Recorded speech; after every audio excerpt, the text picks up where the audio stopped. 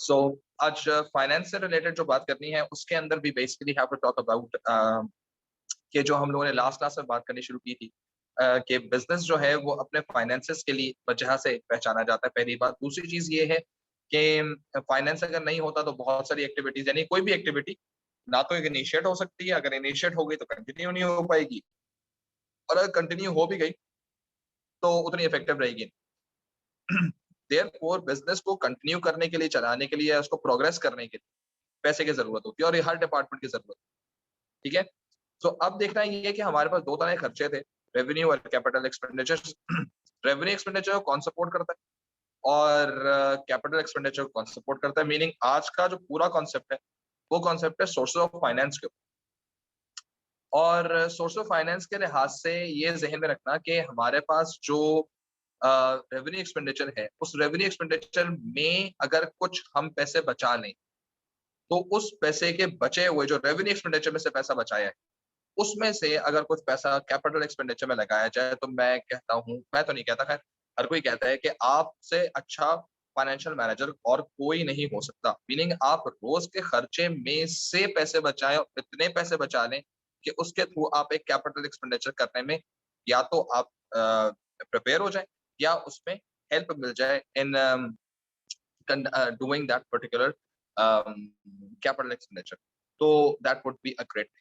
अब होता इस तरह से है कि कंपनी के पास कुछ सिलसिले हैं जिनके through they can raise money और they can finance the activity, यानी कि एक तरह से कहा जा सकता है सोर्स है जस्ट फाइनेंस जनरेट करने की, पैसा जनरेट करने की। और ये जो सोर्स है, इस सोर्स को कंपनीज अपनी रिक्वायरमेंट के लिहाज से और अपनी प्रेफरेंसेस के लिहाज से इस्तेमाल करती हैं। प्लस बाज ऐसी रिसोर्सेज भी हैं जो सिर्फ बड़ी कंपनीज के लिए इस्तेमाल की जा सकती हैं, छोटी कंपनियां उसके लिए देख भी नहीं सकती उस बारे में। और कुछ ऐसी सोर्सेज हैं जो छोटी कंपनीज के लिए एग्जिस्ट करती हैं और बड़ी कंपनीज ड्यू टू देयर, क्या कह सकते हैं, डिग्निटी या ड्यू टू देयर ब्रांड या scale of operation, they may not enter in those sources of finance.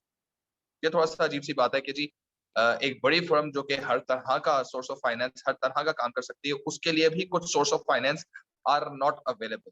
यानी ये ज़हन में रखो कि आपका बिजनेस स्केल जो है, that basically is going to define के हाउ मेनी या how different type of sources are available at what cost. सही है। और ये भी ज़हन में रखो कि बाज बिजनेसेस बड़े भी होते हैं लेकिन स्टिल वो एक सर्टन सोर्स ऑफ फाइनेंस उनके सामने रखा हुआ होता है, अवेलेबल होता है, मकसद उतना पैसा वो जनरेट कर सकते हैं। But due to X Y Z reasons वो शायद वो सोर्सेज ऑफ फाइनेंस की तरफ नहीं जाते, कहते हैं यार इसकी बात नहीं करो, किसी और की बात। सही है। जैसे फॉर एग्जाम्पल एक कंपनी है जो कहती है कि जी हमें ये सूदी निजाम जो है, मकसद जो इंटरेस्ट बेस्ड काम जो है, ये हमें पसंद नहीं है और हम इस पे काम नहीं करना चाहते, तो उसको जितना बड़ा भी बैंक लोन, जितना भी लुक्रेटिव बैंक लोन, जितना भी इजी बैंक लोन दिया जाएगा वो उसकी तरफ जाएगा ही नहीं, कहेगा मैं कमर्शियल बैंक से मैंने काम ही नहीं करना। ठीक है। सिमिलरली एक कंपनी है जो बहुत बड़ी है लेकिन वो प्राइवेट लिमिटेड कंपनी है। सही है। अब उसे कहा जाता है आप शेयर लॉन्च करें और शेयर से आप पैसे जमा करें, तो भाई वो भी कुछ सर्टन लेवल तक ही शेयर्स लॉन्च कर सकता है, उससे ज्यादा वो लॉन्च कर ही नहीं सकता।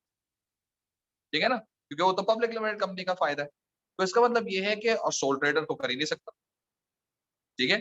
तो अब अगर हम बात करते हैं, सर कैमरा क्वालिटी बहुत अच्छी आ रही है। हाँ, ये कैमरा क्वालिटी अच्छी आने का इसका सबसे बड़ा रीजन ये है कि जो मैं बैठा हूँ इस वक्त नेचुरल लाइट के बिल्कुल सामने। If you can see I am just in that particular लंबा वाला जो हमारा ऑडिटोरियम है, मैं उधर हूँ। तो सामने मेरी खिड़की है, सामने अच्छी अच्छी खूबसूरत रोशनी आ रही है। मैं ये तो नहीं बोलूंगा खूबसूरत कौन कौन है। तो वो जो लाइट है, वो नेचुरल लाइट जब पड़ती है तो बेस ग्लो और बढ़ जाता है, यू नो। तो that's basically what is going to happen. ये कल भी मुझे सुनने को मिला था। आज जानबूझ के मैंने कहा यार मैं यहीं पर ही क्लास लूंगा, यहाँ पर क्लास लेने में ना जरा हॉलीवुड हॉलीवुड सा इफेक्ट आता है। सही है, बोल तो मैं उर्दू ही रहा हूँ लेकिन कोई बात नहीं, हॉलीवुड इफेक्ट आ गया तो क्या जाए, लाइटिंग अच्छी हुई।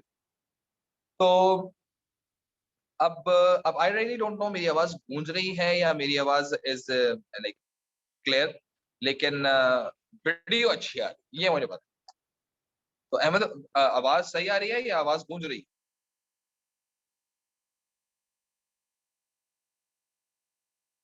ओके। ओके, फाइन, कोई बात नहीं। तो अब जो हम लोगों ने बात करनी है वो ये है कि बिजनेस जब कभी भी काम कर रहा होता है तो इस चीज पे बहुत अच्छी है। ओह, नेक्स्ट लेवल हो गया भाई, यानी फुल हॉलीवुड स्टाइल में क्लास होती है, ठीक है, फुल एचडी में क्लास होती है। तो खैर एनी हाउ, अब पॉइंट इस तरह से है कि जिस वक्त हम लोग बात कर रहे होते हैं इन टर्म्स ऑफ बिजनेस के लिहाज से, तो बहुत सारी ऐसी चीजें हैं जो हमें नजर आ रही होती हैं कि यार these are possibilities, but these possibilities are not available due to certain explicit reasons. Plus बाज औकात सोर्सेज अवेलेबल होती है लेकिन वो छोटे कामों के लिए होती है, वो छोटे बिजनेसेस के लिए बनाई जाती है। आप क्वालिफाई नहीं करते, आप कहते हैं मैं इंतहाई बड़ा बिजनेस हूँ, बिजनेस वो जो सोर्स होती है कहती है बेटा हम बड़े बिजनेस को तो देते ही नहीं ना पैसा, भाड़ में। बात ऐसी सोर्सेज होती है जो ये कह रही होती है कि यार हम छोटे बिजनेस को पैसा नहीं देंगे, भाड़ में जाओ। तो इसका मतलब ये है कि आपके पास सोर्स ऑफ फाइनेंस के तो बहुत सारे ऑप्शंस नजर आएंगे, लेकिन just because of government की regulation, just because of nature of the business, just because of the nature of the source, सही है, आपके पास कुछ सोर्स ऑफ फाइनेंस के पीछे ग्रीन लाइट जल जाएगी, यस आप यहां से पैसा निकाल सकते हैं, ठीक है। 5 जगहों पे ग्रीन लाइट जलेगी, लेकिन that green light is going to be, कह सकते हैं आपके पॉसिबिलिटी तो है, लेकिन आप अगर उन उन ग्रीन लाइट्स पे जाएंगे तो वो बहुत ज्यादा अप्रिशिएटेड नहीं होती, सही है, लेकिन होती, अवेलेबल होती। और बास के नीचे तो रेड लाइट जल रही होगी ना कि बेटा अवेलेबल ही नहीं है, गलत करना है, ऐसा नहीं करना। फॉर एग्जाम्पल, अब आप बार बार अपने ओनर से नहीं कह सकते कि यार पैसा फर्दर इंट्रोड्यूस करवाओ बिजनेस के। भाई जब बिजनेस में एक तरह का एक सर्टेन लेवल का पैसा लगा दिया गया, तो आप ओनर को बार बार नहीं कह सकते कि यार आप और पैसा लगाइए, आप और पैसा लगाइए, आप और पैसा लगाइए। उसे पैसा लगा दिए, ठीक है, अब वो पैसा लगाने के बाद उसके वो चाहता है उसमें रिटर्न ले, तो वो फर्दर इन्वेस्ट नहीं करेगा अनटिल अनलेस कि उसको ग्रोथ नजर ना आ रही हो, कुछ इंप्रूवमेंट नजर ना आ रहा। लेकिन क्योंकि बिजनेस सस्टेन्ड ही नहीं कर पा रहा अपनी पोजीशन, इसलिए पैसा लगाना है, तो वो एक वक्त तक पैसा लगाएगा, मांगा जरूर जा सकता है, पॉसिबल भी है, और वो लगाने के लिए शायद तैयार भी हो जाए, लेकिन ये कुछ बहुत ज्यादा अप्रोप्रिएट नहीं लगा। तो इस तरह की ग्रीन बत्तियां भी चल रही होंगी, लेकिन देखना पड़ेगा वेदर इट इज अप्रोप्रिएट और। तो ये जितनी भी बात मैं कर रहा हूँ उसमें असल मसला ये, जो सीआईई खेलता है, एग्जामिनर जो पेपर 1 और पेपर 2 में खेलता है, वो ये है कि वो आपसे एक सर्टेन कंडीशन या बिजनेस की नेचर के ऊपर बात करता है और आपसे कहता है अब इससे सोर्स ऑफ फाइनेंस बताओ, किस किस तरह से उसको फाइनेंस किया जा सकता है। और बच्चा जो है वो दुनिया जहान के सोर्सेस लेकर आ जाता है जो कि एप्लीकेबल ही नहीं होती, मीनिंग अगर रियलिटी में देखा जाए तो उनकी जो रेड लाइट जल रही होती है, लेकिन उस बच्चे के जहन में क्या होता है, यार ये मैंने सोर्स ऑफ फाइनेंस से पढ़ा हुआ है इसलिए पॉसिबल है, लेकिन रियलिटी में उस बिजनेस के लिए वो पॉसिबल नहीं होता। आपने लिखा जरूर होता है, नॉलेज जरूर होती है, लेकिन वो अप्लाइड सही तरह से नहीं होती, देयरफॉर आपको मार्क्स नहीं मिलते। तो फिर बच्चा ये बोलता है सर लिखा तो था, नंबर ही नहीं आ रहे, सही है। So this is basic kind of a thing जो शायद थोड़ा बहुत हम लोगों को इसमें पहले जहन में रखना है कि यार कौन कौन से फैक्टर्स हैं जिनको पहले अंडरस्टैंड करना है और फिर हम लोगों को उस एक्सपेंस की तरफ जाना है। तो अभी जो आज की जो क्लास है उसके अंदर टोटली ये काम किया जाएगा कि जो कोई भी हम लोग सोर्स ऑफ फाइनेंस के लिहाज से बात करेंगे, तो पहले मैं लिखवा दूंगा what are the factors we should consider before raising the finance, ठीक है। यानी फाइनेंस रेज करने से पहले कौन कौन से फैक्टर्स हम लोगों को पहले जहन में रखने चाहिए कि यार ये वो फैक्टर्स हैं जिनके बिहाफ पर ये तमाम तर बातें yes no yes no yes no होती चली जाएंगी, ठीक है। बास के लिए अवेलेबल होगा, बास के लिए अवेलेबल नहीं, ठीक है ना। वो फैक्टर्स लिखेंगे और फिर हम सारी सोर्स ऑफ फाइनेंस लिखेंगे जो कि विद इन द बिजनेस भी इस्तेमाल की जा सकती हैं एंड आउटसाइड यानी कि एक्सटर्नल फाइनेंस भी की जा सकती है। फिर उनके अंदर भी कैटेगरीज आ जाती हैं। कुछ ऐसे फाइनेंसेस हैं जो कि शॉर्ट टर्म का मतलब क्या है कि जी, जी, वर्किंग कैपिटल भी पढ़ेंगे इसमें। बिल्कुल, वर्किंग कैपिटल जैसे पढ़ना है, वो असल में इंटरनल सोर्स ऑफ फाइनेंस। कुछ ऐसे खर्चे हैं जो हमारे पास शॉर्ट टर्म फाइनेंसेस कहलाए जाते हैं, जो साल के अंदर-अंदर कंज्यूम हो जाते हैं और उनको पे भी साल के अंदर-अंदर ही करना। कुछ ऐसे जो कि मीडियम टर्म होते हैं, कुछ ऐसे जो लॉन्ग टर्म होते हैं, सही है? मेरा ख्याल है शायद शॉर्ट टर्म के अंदर तो आप तकरीबन सारी बातें ही जानते हो, लेकिन लॉन्ग टर्म और मीडियम टर्म में कुछ ऐसी टर्म्स आएँगी जिसके बारे में शायद या तो कन्फ्यूजन होगी या शायद वो आपके लिए नई, सही है? न्यू टर्मिनोलॉजीज़, तो उनके बारे में मैंने बात करनी है। फिर हमारे पास आता है इंटरनल सोर्स ऑफ फाइनेंस जिसमें हम लोग अपनी एक्टिविटी को खुद से फाइनेंस करने का सोचेंगे, तो वो भी तरीके हमारे पास हैं। लेकिन पॉइंट इस तरह से है कि जो हमारे पास इंटरनल सोर्स या एक्सटर्नल सोर्स होती है, इसमें पहले ही आइडेंटिफाई करना है कि यार ये बिज़नेस की रिसोर्स जो इस्तेमाल हो रही है फाइनेंसिंग के लिए, ये रेवेन्यू एक्सपेंडिचर के लिए हो रही है या कैपिटल एक्सपेंडिचर के लिए हो रही है। तो वो भी साथ-साथ में लिख देंगे कि यार ये तमाम तर चीज़ें जो है ना, ये रेवेन्यू एक्सपेंडिचर के लिए अगर इस्तेमाल हो, तो दे आर बेस्ट। सही है, ये रेवेन्यू एक्सपेंडिचर के सवाल हो तो दे आर ओके, मकसद they are not very good judgement, लेकिन जब कुछ नहीं है फिर ये तो चलेगा ना कम से कम। कुछ ऐसे सोर्स ऑफ फाइनेंस होंगे जो वर्किंग कैपिटल जो रेवेन्यू एक्सपेंडिचर के लिए इस्तेमाल हो रहे होंगी और हम मना कर देंगे बेटा तुम गलत कर रही, this is not right, this is not the way. यानी वो प्योरली किसके लिए होंगी, कैपिटल एक्सपेंडिचर के लिए, सही है, और उसके भी नेचर आ जाती है। तो ये तमाम तर बातें आज हम लोगों ने बात करनी है और कल ही क्लास के अंदर we will be continue, I try कि मैं जो कॉम्प्लेक्स वाली कहानी है वो सारी के सारी आप लोगों के साथ कल की क्लास के अंदर जो हम लोग की कैंपस क्लास होगी उस पर डिस्कस करूं, तो ताकि वो चीज थोड़ी सी आपको क्लियर हो जाए। फाइन। सो अब हम लोगों ने इंटरनल सोर्स ऑफ फाइनेंसेस के लिहाज से बात करनी है, क्या क्या हो सकती है। आप अपना रिटेन प्रॉफिट इस्तेमाल कर सकते हैं। तो सर रिटेन प्रॉफिट वो है जो पिछले दफा का जो प्रॉफिट था उससे कुछ प्रॉफिट आपने बचा के रख लिया होगा, वो इस्तेमाल किया जा सकता है। Again that retained profit is internal source of finance. Capital expenditure के लिए इस्तेमाल हो रहा है, बड़ी अच्छी बात है। रेवेन्यू एक्सपेंडिचर के लिए इस्तेमाल हो रहा है, इट्स अ रॉन्ग चॉइस, सही है। फिर इसी तरह से हमारे पास होता है सेल्स ऑफ फिक्स्ड एसेट, यानी कुछ एसेट्स पड़े हुए हमारे पास, फजूल के पड़े हुए बेचने का दिल चाह रहा है, ठीक है। तो अगर मैं उसको बेच देता हूँ और उससे मैं कैपिटल एक्सपेंडिचर की तरफ जाता हूँ तो बड़ी अच्छी बात है। रेवेन्यू एक्सपेंडिचर एसेट बेच के चाय पी रहा हूँ, मेरा ख्याल है ये थोड़ा सा कोई बहुत अच्छा डिसीजन नहीं है और आपके फाइनेंशियल एबिलिटीज पे मुझे शक है, ठीक है। Therefore it's not a right decision, but जब कुछ नहीं हो रहा तो सेल्स ऑफ फिक्स्ड एसेट करके भी आप पैसा जनरेट कर सकते हैं। सिमिलरली हमारे पास एक और जो पैसा होता है जिसको हम लोग इस्तेमाल कर सकते हैं वो होता है ओनर की इक्विटी, यानी ओनर से कहते हैं बेटा तुम और पैसे लगा, वो भी इंटरनली ना, बिजनेस का ओनर ही है। तो अब उसके अगर पैसे लगाए जाते हैं तो वो पैसा जो है वो definitely yes can be use as internal source of finance. Capital expenditures के लिए बड़ी अच्छी बात है, रेवेन्यू एक्सपेंडिचर के लिए it's not a very advisable source, ठीक है। नंबर फोर या नंबर फाइव व्हाटएवर सो सही है। ड्राइंग्स एक होती है चीज, ड्राइंग करते हैं ना हम लोग, तो अकाउंट्स के अंदर एक टर्मिनोलॉजी होती है कि अपने पर्सनल यूजेज के लिए ओनर अपने इस्तेमाल के लिए, सही है, अनऑफिशियल इस्तेमाल के लिए कंपनी में से पैसा निकालता है, वो ड्राइंग कर रहे हैं, सही है। तो ड्राइंग्स को अगर रिड्यूस कर दिया जाए, सही है, तो वो पैसा, हाँ, ये ड्राइंग्स को रिड्यूस करके वो पैसा अगर कैपिटल एक्सपेंडिचर में लगाया जाता है तो क्या ही कोई बात है। और अगर यही पैसा भी अगर रेवेन्यू एक्सपेंडिचर का इस्तेमाल किया जाए तो ये अब बुरा नहीं है, मतलब नॉट द बेस्ट, बट ये बुरा नहीं, ठीक है। The best thing for revenue expenditure is to get पैसा फ्रॉम वर्किंग कैपिटल। जो भी थोड़ी देर पहले अहमद ने बात की थी कि सर वर्किंग कैपिटल पढ़ेंगे क्या, जी हाँ, वर्किंग कैपिटल यहीं पर ही आ रहा है हमारे पास। वर्किंग कैपिटल है that basically holds a formula, current assets में से करंट लायबिलिटीज को निकाल दिया जाता है, तमाम तर ऐसे एसेट्स जो साल के अंदर वैल्यू किए जाते हैं और तमाम तर ऐसे लोन्स जो हमने साल के अंदर पे ऑफ करने हैं, उन दोनों को आपस में माइनस करने के बाद जो पैसा बच जाता है हमारे पास, टेंजिबल और इंटेंजिबल पैसा बच जाता है, वो हमारे पास वर्थ है जिसमें से हम लोग महीने का या दिन का या साल का खर्चा जो है वो निकाल सकते हैं। डिपेंड कर रहा है कि हम लोगों ने वर्किंग कैपिटल किन बेसिस पर निकाला है, वीक के बेसिस पर निकाला है, हम लोगों ने उसको मंथ की बेसिस पे निकाल रहे हैं, हम किस तरह से निकाल रहे हैं, तो उसी लिहाज से लायबिलिटीज की अकाउंट भी हो जाएगा, उसी तरह से एसेट्स का अकाउंट भी हो जाएगा, करंट एसेट्स और करंट लायबिलिटीज का अकाउंट भी हो जाएगा और उन दोनों को माइनस किया जाएगा, तो जो पैसे बच जाएंगे वो वर्किंग कैपिटल होगा, वो पैसा असल में रेवेन्यू एक्सपेंडिचर के अंदर इस्तेमाल किया गया। This is the best source of finance, ठीक है। अब जो लोन्स वगैरह की हम लोग बात करते हैं, बैंक लोन्स की बात करते हैं, ओवरड्राफ्ट की बात करते हैं, डिबेंचर्स की बात करते हैं, शेयर इशुएंस की बात करते हैं, लीज की बात करते हैं, इसमें असल में हम किसी दूसरे, इवन ट्रेड क्रेडिट की बात करते हैं, उधार में काम करने की बात करते हैं, सही है। तो ये सारी की सारी हमारे किसी दूसरी सोर्स को, हमने कंपनी के बाहर के किसी सोर्स को नच किया होता है और उससे कहा होता है भाई देखो अपना तो काम चल नहीं रहा, वारे नारे में हो नहीं रहे, तो एक काम कर, जरा थोड़ा सा एहसान कर दो और हम पे जो है थोड़े से पैसे या हमें कुछ फाइनेंशियल एड कर दो, हमसे अभी पैसे ना लो और काम कर दो। तो वो पैसे ना लो और काम कर दो, तो जो पैसा नहीं गया वो आपके पास क्या बन गया, source of finance. This is how trade credit works. Bank overdraft में चले गए, आपने बैंक के पास चले गए, बैंक से जाके बात की कि यार मुझे मेरे अकाउंट के अंदर 1000 रुपए पड़े हैं, मुझे ये एक वो दे दो, प्रिविलेज दे दो कि मैं 1000 की जगह पे 1500 रुपीज निकाल सकूं, है तो 1000 रुपए, 1500 रुपए निकाल सकते, तो वो कहेगा बेटा इतने अच्छे तो होनी, खैर कोई बात नहीं, साल में एक दफा आप ओडी कर सकते हैं, ओवरड्राफ्ट कर सकते हैं।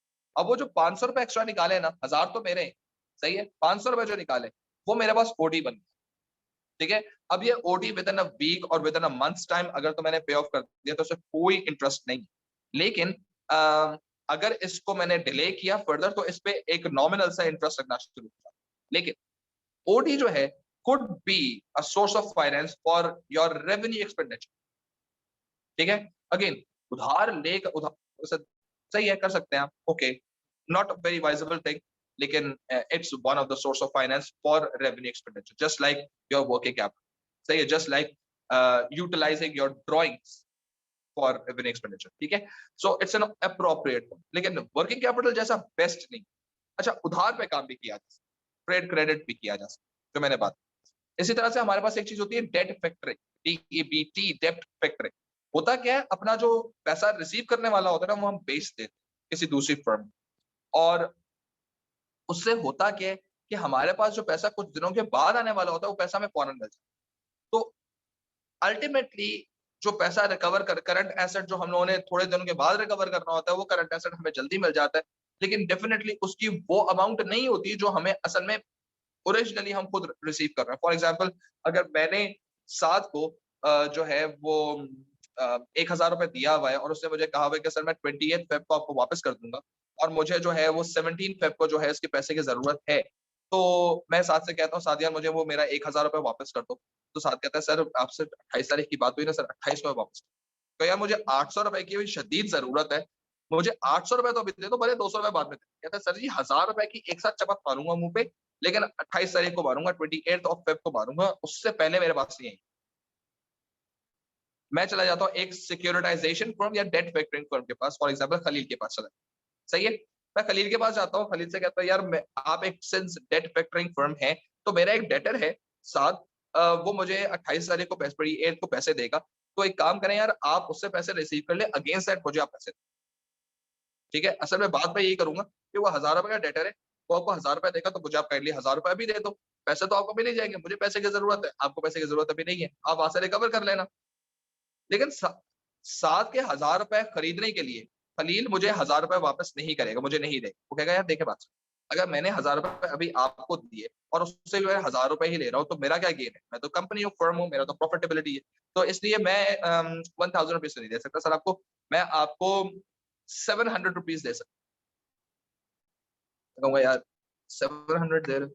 चलो दो, तो अच्छा खर्चा मैंने कितने का, 800 का ही, तो मैंने कहा चलो ठीक है 700 रुपए दो तो सही। कह रहे सर उससे पहले मुझे जो साथ की कंपनी है उसको मुझे स्क्रूटनाइज करना पड़ेगा, उसको मुझे एनालाइज करना पड़ेगा, उस डेटर को मुझे एनालाइज करना पड़ेगा कि whether this debtor is going to pay off और नॉट। अगर वो डाउटफुल हुआ तो सर ये 700 रुपए से पैसे कम होना शुरू हो जाएंगे, जितना ज्यादा डाउटफुल हुआ, जितना ज्यादा क्रिटिकल हुआ, जितना ज्यादा इश्यू जनरेटिंग हुआ, सही है, तो उतने ही पैसे कम मिलेंगे। हो सकता है कि मना ही कर दूं बाद में कि नहीं जी हम ये डेटर खरीद नहीं सकते, ठीक है, तो साथ की कंपनी जाए की कंपनी को खलील कंपनी जो है वो असेस करेगी, अगर तो उसकी ग्रीन जोन में आता है या क्लियर जोन में आता है, वो कहेगा ठीक है सर, खलील मुझे कहेगा सर ये ले आपका 700 रुपीज, या आप ले लीजिए और जाइए एंजॉय।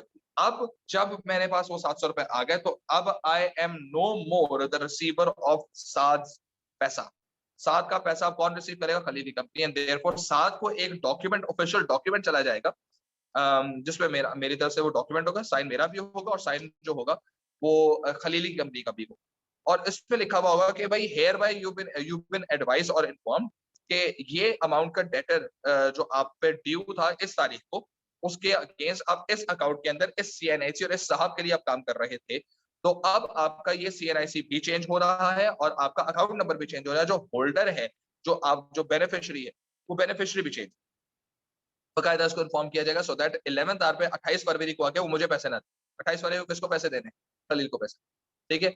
अब देता है नहीं देता, पूरे देता है लटकाता है, कुछ भी करता है, ये साद और खलील का मामला है। खलील मेरे पास नहीं आ सकता और ना साद मेरे पास आ सकता कि सर जी ये क्या बात कर दी आपने, किसको कह दिया पैसे दिलाने को, सर उससे तो कॉलेक्ट कर करके मेरी दफत मार दी है। खलील भी मेरे पास नहीं आ सकता कि सर ये आपने कैसा बदना मुझे दे दिया, ढूंढ के दे दिया यार, पैसे ही नहीं दे रहा है, 28 की बात की थी, 3 महीने हो गए। भाई आपने साइन कर लिया या आप दोनों जाने, मेरा काम हो, अब मेरे पास 700 रुपए आ गए। ये जो मैंने पैसा जनरेट किया ना, ये पैसा जनरेट मैंने किया है डेट फैक्टरिंग के थ्रू, और ये खर्चा आमतौर पे मैं रेवेन्यू एक्सपेंडिचर के लिए कर सकता हूँ। अब मेरा असल में खर्चा था 800 रुपए, मेरे पास कितने जमा हुए, 700। अब मैं जाऊंगा अपने दुकान वाले के पास और उससे जाकर बोलूंगा यार बात सुनो, मैंने आपसे 800 रुपए की चीज खरीदनी थी ना, तो यार एक काम करो, मैं आपको अभी 500 रुपए दे रहा हूँ, सही है, 500 रुपीज मैं अभी आपको दे रहा हूँ, और आप 500 की, अब मुझे दोगे मुझे आप 800 की चीज, ठीक है, और 300 को भी आप कर दो क्रेडिट। तो हुआ क्या कि मैंने डेट फैक्टरिंग इस्तेमाल की, सही है, डेट फैक्टरिंग इस्तेमाल करके मैंने ट्रेड क्रेडिट भी इस्तेमाल किया और 500 रुपए का जो खर्चा था वो मैंने कवर अप कर लिया। 300 रुपए क्या चलेगा मेरे क्रेडिट पे चले। 300 रुपए में अगले महीने या अगले हफ्ते या 3-4 दिन के बाद जब दूसरा कोई डेटर कवर करेगा तो मैं उसको पे ऑफ। तो किसी भी एक एक्टिविटी के लिए ये बताने का एग्जांपल बताने की जरूरत ये थी, किसी भी एक एक्टिविटी के लिए इवन वो रेवेन्यू एक्सपेंडिचर की एक्टिविटी क्यों ना हो, कंपनी किसी एक सोर्स ऑफ फाइनेंस पे कभी भी डिपेंड नहीं करेगी, सही है। And that is the reason where companies must find multiple sources of finances so that they can spread their risk bearing economies इसको भी कहते हैं, ठीक है। इट्स नॉट ऑलवेज कि आपका प्रॉफिट कम हो रहा हो कुछ भी, आप आमतौर पे अपने फंड्स को, इसके लिए टर्मिनोलॉजी, फाइनेंस की टर्मिनोलॉजी क्या है, अपने फंड्स को या अपनी सोर्स ऑफ फाइनेंसेस को या अपने पैसे को आप हेज करते हैं, HEDGE, हेज करते हैं, हेजिंग कहते हैं, फंड हेजिंग कहते हैं, सही है। ये हेज करने का मतलब ये होता है कि आप अपने एसेट्स या अपने फाइनेंसेस को इस तरह से अरेंज करते हैं कि काम भी पूरा हो जाए और आप पे कम इंटरेस्ट रेट पड़े और आप पे बर्डन भी कम और आपका रिटर्न भी ज्यादा, सही है।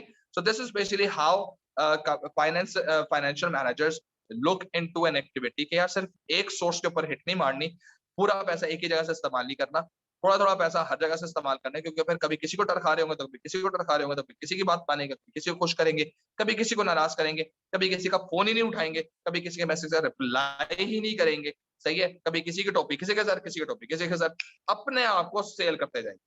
This is how we do in reality, that's basically how finance happens.